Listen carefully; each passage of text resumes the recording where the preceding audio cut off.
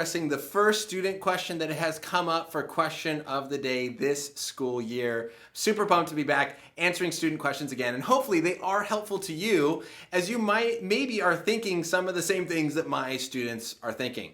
So the student wrote in this question and said, hey, what is the negative effect when you are closed to the truth? Right? If you're just closed off, you don't want anything to do, don't want to think about the truth, you're closed off to the thing, how does that have a negative effect? Well, it doesn't always have a negative effect. There are some truths that are pretty much insignificant. Like this morning, I learned that Stockholm, Sweden, I believe, is the only capital divided up by like 14 islands. Stockholm, I guess, is split up on 14 different islands, according to Alexa this morning. That truth is not going to change my life a whole lot. Who won the Japanese baseball championship? Not going to change my whole life a whole lot. But there are some truths, if we disagree with, or if we're closed off to, that we don't want to discover, that are going to affect our life. Like when I go to an airport and fly somewhere, and if I go up to a gate and I go, I don't care where this is going, I'm just going to believe it's taking me to Los Angeles, that's ridiculous. If someone pulls up to you in a van on the street and says, here, drink this liquid, eat this goop, no one goes, okay, unless you know what it is. You're probably going to call the cops, be like, dude, get away from me, I don't know what that is, because you know eating and drinking random stuff could have a very serious effect on your life. You want to know the truth about those things. You don't want to be in the dark. When you're looking at two different bottles, one is Tylenol, one's rat poison, you better know the difference before you take one for your next headache. I think you get the point.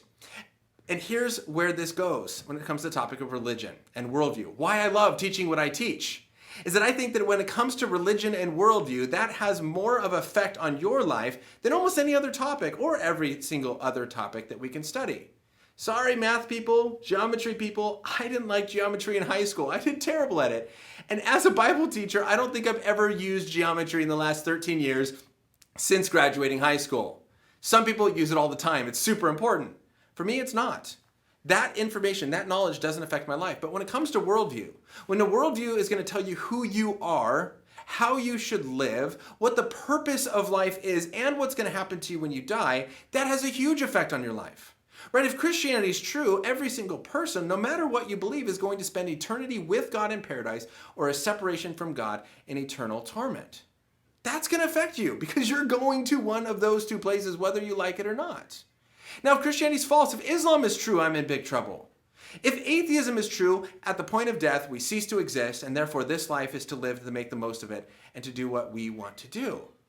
So when it comes to religions, when it comes to worldview truths, I think they have more effect on our life than anything else. And being closed to truth, unwilling to even consider the truth when it comes to religious truth, can have eternal consequences.